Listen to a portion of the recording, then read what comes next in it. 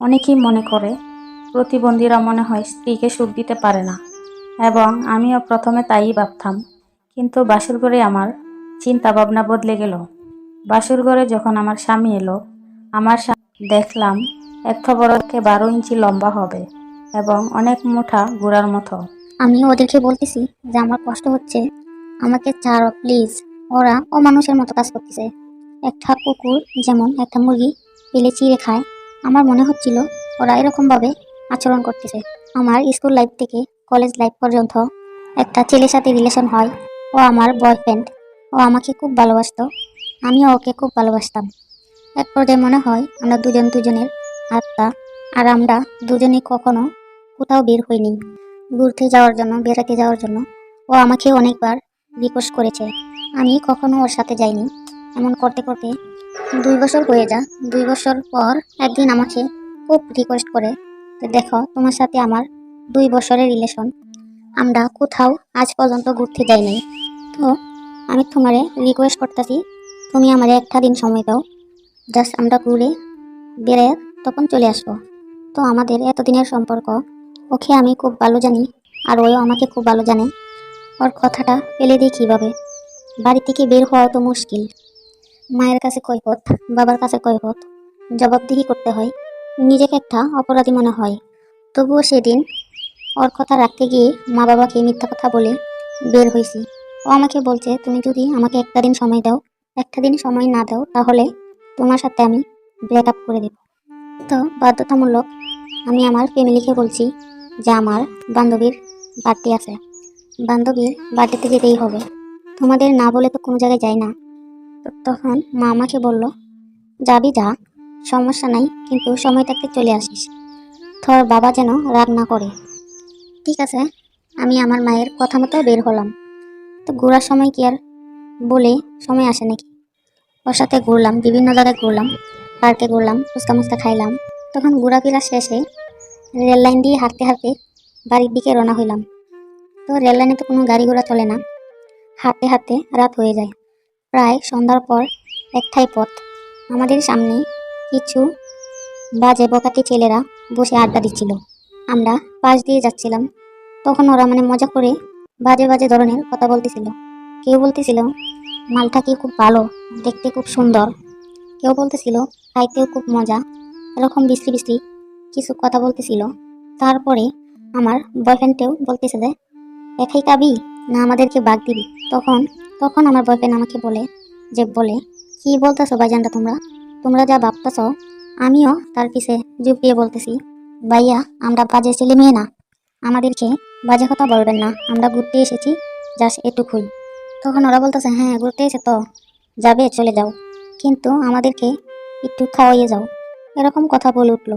একটা পর্যায়ে দেখা গেল আমার বয়ফ্রেন্ডের সাথে হাতাহাতি হয়ে গেল। হাতাহাতি করতে গিয়ে আমার বয়ফ্রেন্ড আর ওরা 4-5 জন, ওদের সাথে তো আর ওই একা পেরে ওঠে না। আর আমিও তো মেয়ে মানুষ, আমিও তো কিছু করতে পারি না। তখন দেখা যাচ্ছে ওকে মেরে হাত পাও বেঁধে রাখে গাছের সাথে। তার একটু আড়ালে আমাকে টেনে হিঁচড়ে নিয়ে যায়। সে আমার বুকে হাত দিচ্ছে, শরীরে হাত দিচ্ছে। এরকম করতে করতে দেখা যায় এক পর্যায়ে আমার জামা কাপড় ছিঁড়ে ফেলে। জামা কাপড় ছিঁড়ে যাওয়ার পরে ওরা বিভিন্ন মানুষ বিভিন্ন ধরনের কাজ করার চেষ্টা করতেছে। কেউ হাত দিয়ে ধরে নাড়াচাড়া করছে, যারা করছে, কেউ আমার বুকে হাত দিচ্ছে, কেউ আমাকে আমি ওদেরকে বলতেছি যে আমার কষ্ট হচ্ছে, আমাকে ছাড়ো প্লিজ। ওরা অমানুষের মতো কাজ করতেছে। একটা কুকুর যেমন একটা মুরগি পেলে চিড়ে খায়, আমার মনে হচ্ছিল ওরা এরকম ভাবে আচরণ করতেছে। কেউ আমার কথা শুনতেছিল না। দ্বিতীয়বার গেল।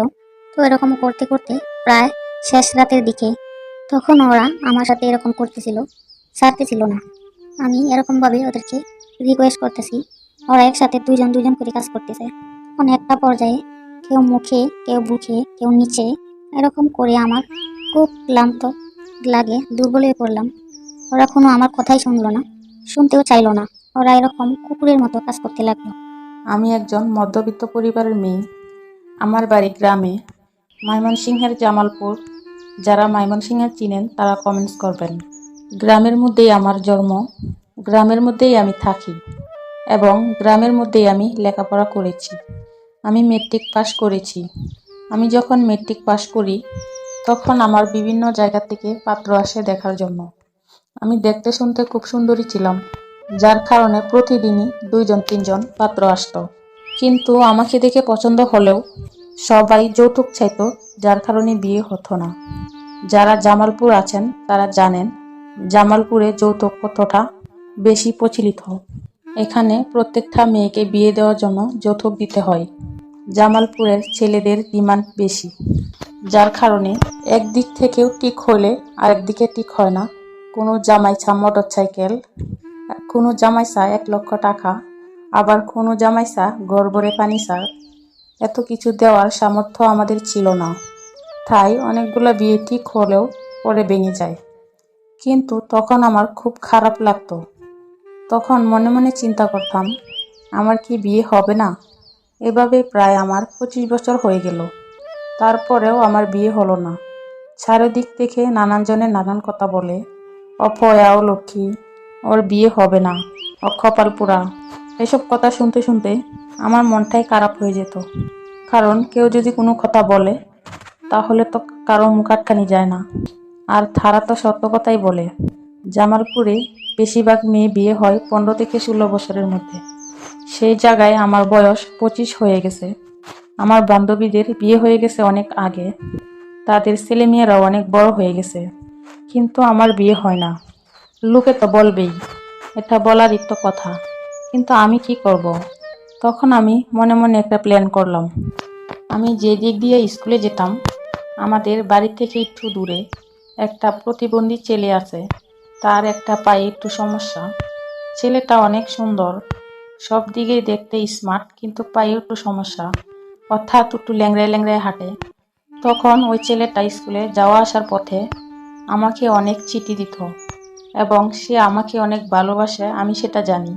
এবং সে একদিন চিঠির মধ্যে লিখেছিল, তোমাকে যদি আমি বিয়ে না করতে পারি তাহলে আমি জীবনে বিয়েই করব না, কারণ আমার চোখে তুমি পৃথিবীর শ্রেষ্ঠ সুন্দরী, তোমাকে দেখলেই আমার অনেক ভালো লাগে।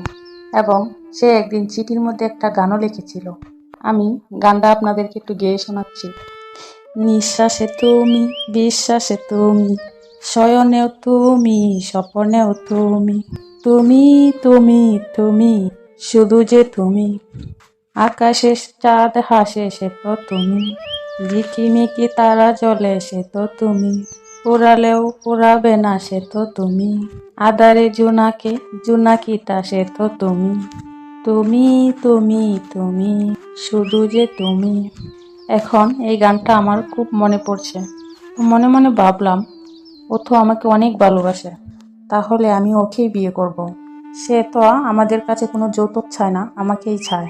তখন আমি রাতের অন্ধকারে তার বাড়িতে যাই, এবং সে আমাকে দেখে পুরো অবাক হয়ে যায়, এবং সে আশ্চর্য হয়ে আমাকে বলে, তুমি এসেছো? আমি তো তোমার অপেক্ষাতেই আছি। তোমাকে না দেখলে আমি ঠিক থাকতে পারি না।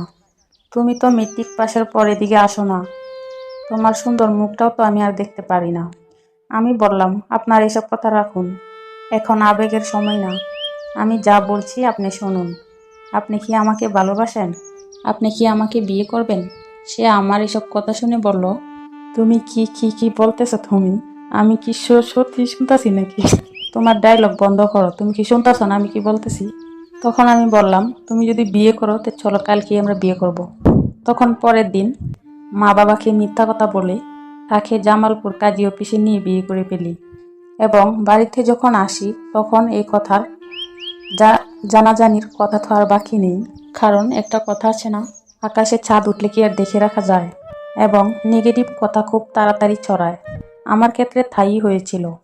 বাড়িতে এসেই শুনি তারা কিভাবে জেনে ফেলেছে, এবং বাড়িতে ঢুকতে না ঢুকতেই তারা আমাকে বিভিন্ন ধরনের গালিগালাজ শুরু করে দেয়, এবং বলে, তুই এটা কি করলি?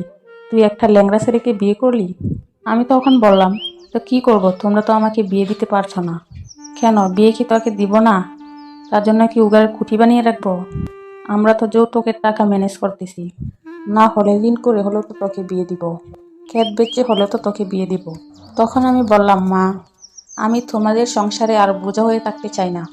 তোমরা আমার জন্য অনেক করেছো, আর করতে হবে না। তোমাদের বোঝা আমি কমিয়ে দিয়েছি।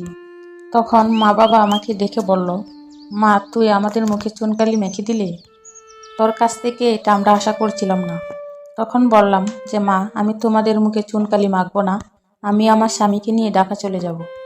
এবং পরের দিন আমরা ঢাকা চলে যাই এবং সেখানে গিয়ে আমি একটা বাসাবাড়ির কাজ নিই। তখন অনেকেই বলে, কি ব্যাপার, তুমি একটা শিক্ষিত মেয়ে বাসাবাড়ির কাজ নিলে?